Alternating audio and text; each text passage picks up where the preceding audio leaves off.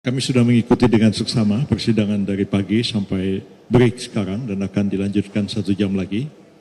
Dari semua ahli saksi yang dihadirkan pada persidangan ini sudah kami simak baik-baik.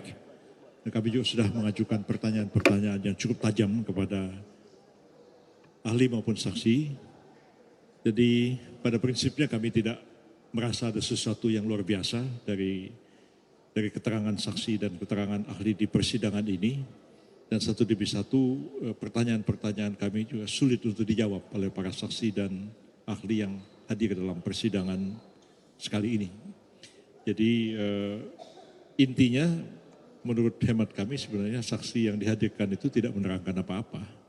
Ya, hanya ya, ngomong-ngomong saja, nggak jelas apa yang diomongkan dan tidak begitu relevan untuk dijadikan sebagai alat bukti di dalam persidangan. Dan karena itu kami berkeyakinan dari pertanyaan-pertanyaan yang kami ajukan dan tidak terjawab sebagaimana yang seharusnya dijawab, kami akan menuangkannya nanti dalam kesimpulan. Pada akhirnya kami akan menyampaikan kepada majelis hakim untuk menolak keterangan saksi dan keterangan ahli yang disampaikan dalam persidangan ini. Selanjutnya silakan Pak Oto menambahkan.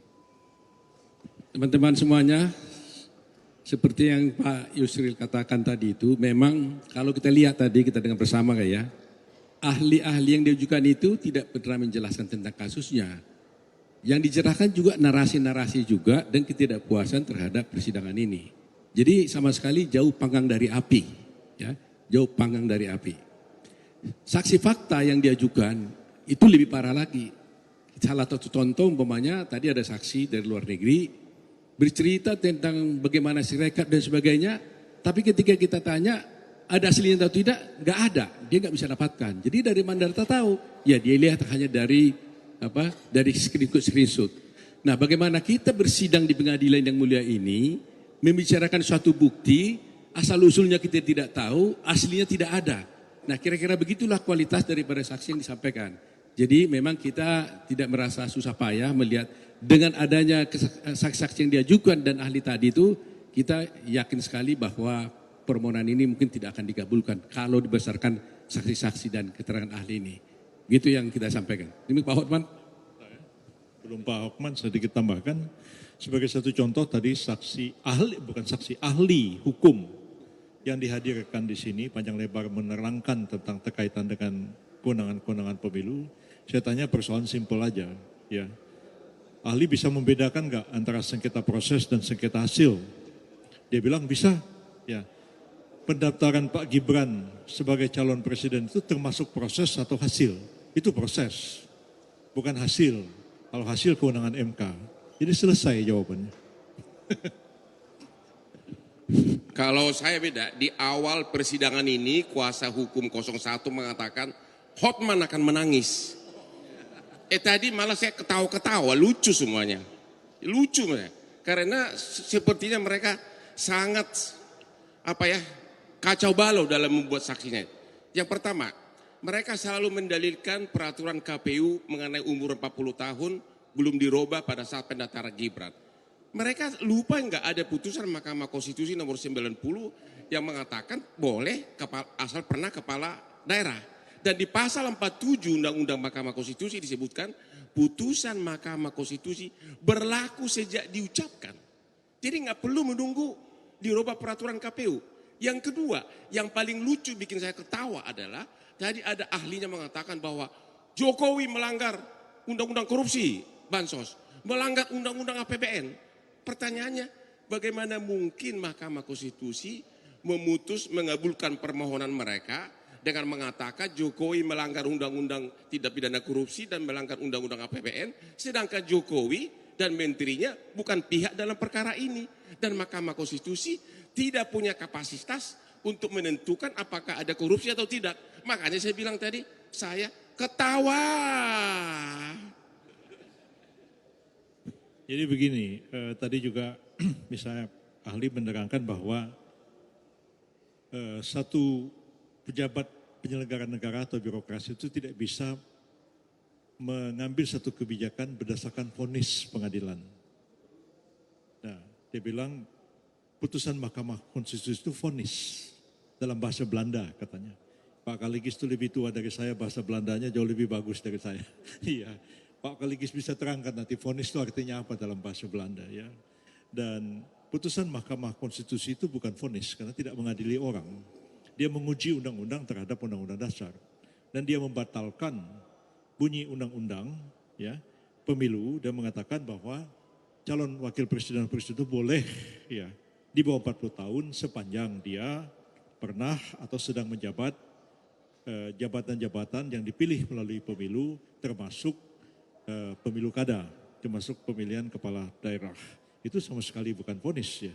Putusan Mahkamah Konstitusi dalam hal pengujian undang-undang itu mempunyai kekuatan yang setara dengan undang-undang dan karena itu dia bisa dilaksanakan. Itu bukan vonis pengadilan. Kalau vonis pengadilan dieksekusi oleh eksekutor, beda sama sekali pengertiannya. Jadi saya juga agak heran ya, ahli dihadirkan ke sini tapi kurang memahami persoalan begitu simpel ya. Ketika zaman dulu kita belajar hukum bicara vonis itu belum ada ini Mahkamah Konstitusi ini. Jadi itulah pengertian vonis dalam bahasa Belanda, tapi dalam konteks sekarang sudah jauh berbeda pengertiannya. Barangkali Pak, ini tambahkan Pak Kaligis, tolong jelasin istilah vonis ini Pak. Habis ini Pak Kaligis cerita. Dari tadi banyak saya di kontak wartawan selalu pertanyaannya mengenai soal bansos. Dan ini selalu menarik kali ya. Jadi soal bansos tadi itu sudah dijelaskan persidangan. Ada ahli menceritakan tentang teori pork barrel. Di mana dalam teori ini katakan bahwa ada upaya menggelontorkan suatu dana kepada masyarakat untuk pemilih tertentu. Lantas saya tanya dalam persidangan, ini kan bansos kan dibuat dalam satu undang-undang. Kalau dibuat dalam satu undang-undang, berarti yang terlibat di sana adalah pemerintah dan DPR. Nah kalau DPR terlibat, di sana semua ada partai politik. Ada PDIP, PKS, Demokrat, Gerindra, Golkar, Nasdem, semua ada di sana. Artinya ketika undang-undang ini dibuat, semua partai politik yang terlibat dalam pemilu itu menyetujuinya. Ya kan? Nah, pemerintah dalam Pak Jokowi dituding-tuding sekarang salah. Saya tanya dalam persidangan tadi, kalau presiden atau pemerintah melaksanakan undang-undang tentang bansos, salah enggak? Ya dia bilang ya memang wajib dilaksanakan undang-undangnya. Loh, kalau sudah undang-undangnya harus dijalankan, kalau bansos harus dijalankan, atas dasar apa bisa menyalahkan pemerintah dalam hal ini? Jadi kami melihat di sini, sekiranya nanti menteri diundang, mudah-mudahan juga diundang oleh Mahkamah Konstitusi, saya kira akan lebih jelas lagi bahwa apa yang mereka dalilkan soal bansos itu sama sekali tidak terbukti untuk kepentingan dari 02, tapi itu adalah kepentingan masyarakat yang didasarkan pada undang-undang yang disepakati bersama oleh semua partai yang ada di dalam peserta pemilu. Itu aja. Pak Kaligis. Satu terakhir dari Hotman. Hari ini terungkap bahwa 01 itu tidak pernah melakukan audit forensik resmi atas Sirekap. Ya, jadi mulai hari ini kalian jangan pertanyakan lagi soal Sirekap. Sirekap itu sah. Karena mereka ternyata hanya riset-riset pribadi dari yang mengaku ahli. Agar sah di mata hukum harus dilakukan audit forensik resmi terhadap Sirekap.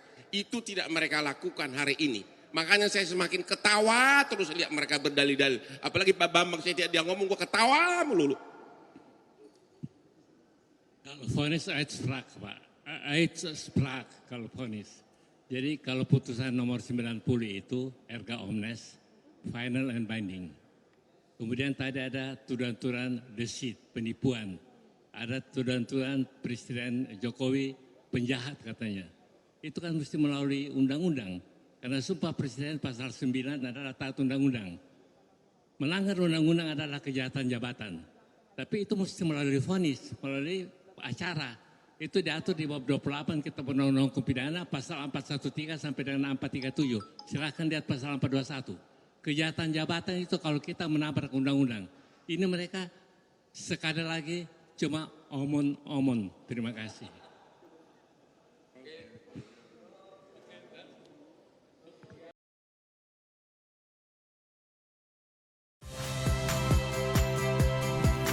Saya Yasir Neneama. Saksikan program-program Kompas TV melalui siaran digital, pay TV, dan media streaming lainnya.